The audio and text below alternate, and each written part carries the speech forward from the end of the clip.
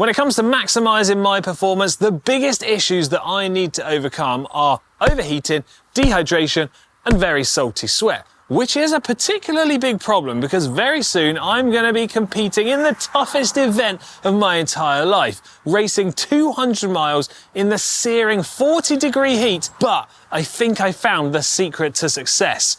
It's not air-conditioned bib shorts, it's not a giant fan, nor is it having engine coolant inside my water bottles, but this. And what is it, I hear you ask? Heat training.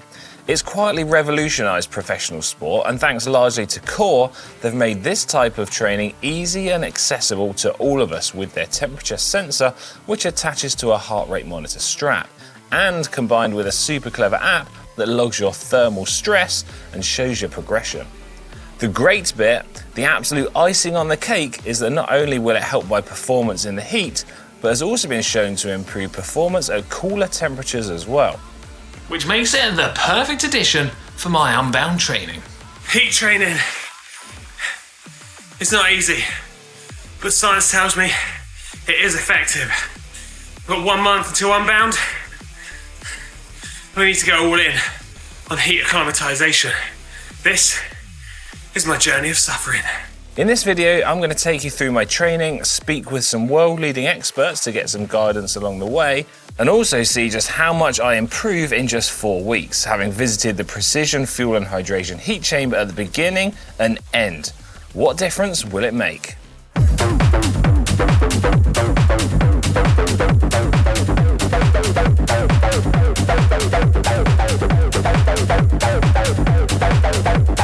But what does going all in on heat training actually mean, and how do I plan to implement this in the coming weeks? The concept is a simple one. I need to raise my core body temperature regularly for between 40 to 90 minutes at a time in heat zone 3 to trigger the adaptations I'm looking for. I'm taking the approach of a combination of active and passive heat training sessions. Active ones typically involve cycling at low to medium intensities, often indoors on the indoor trainer with no fan going at all, whilst wearing lots of extra kit, or opting for the core heat training suit to really lock in that extra heat. Although I'm going to suspect this is going to be a somewhat unpleasant experience. Passive heat training, on the other hand, is a much nicer experience and involves absolutely no exercise at all.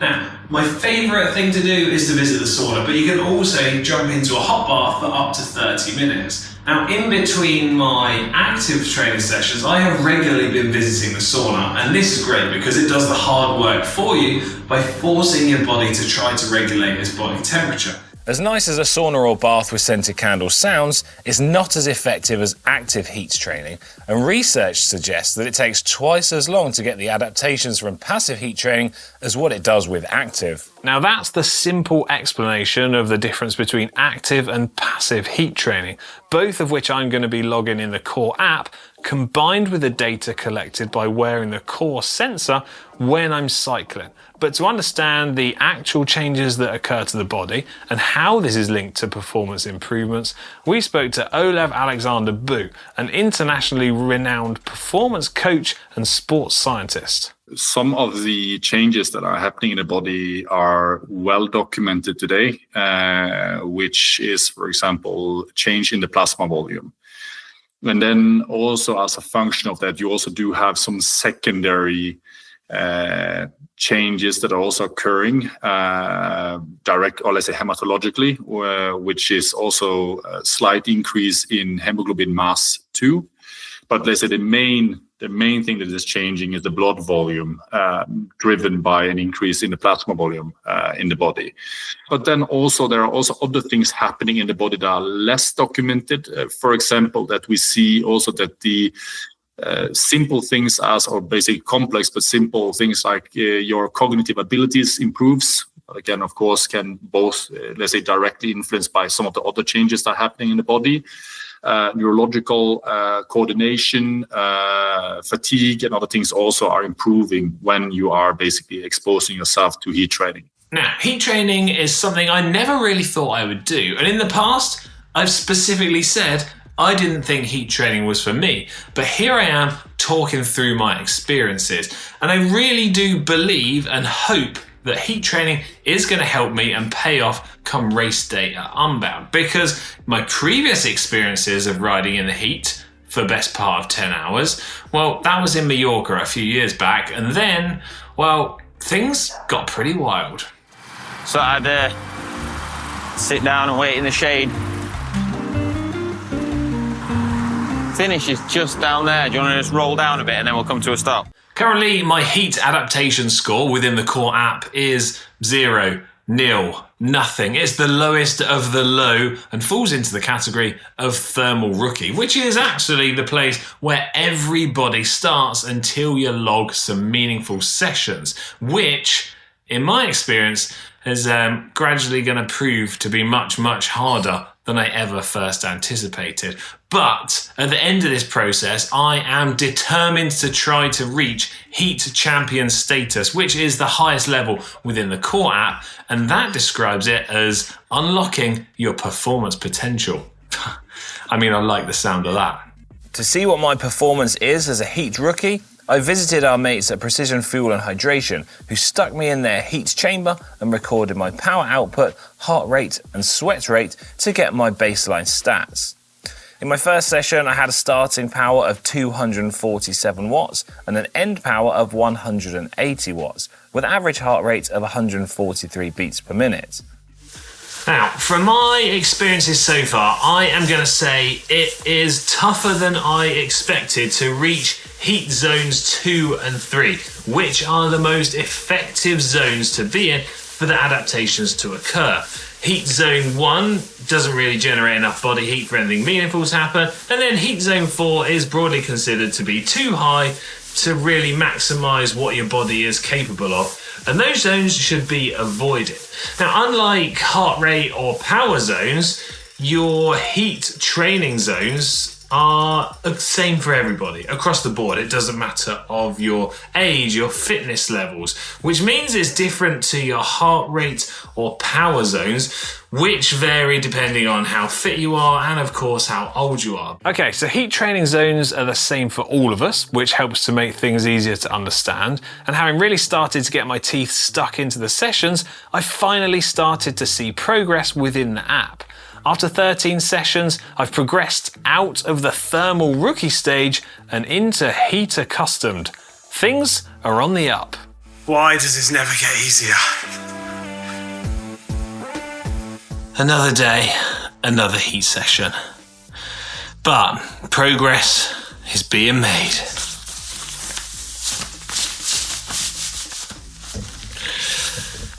Let's go.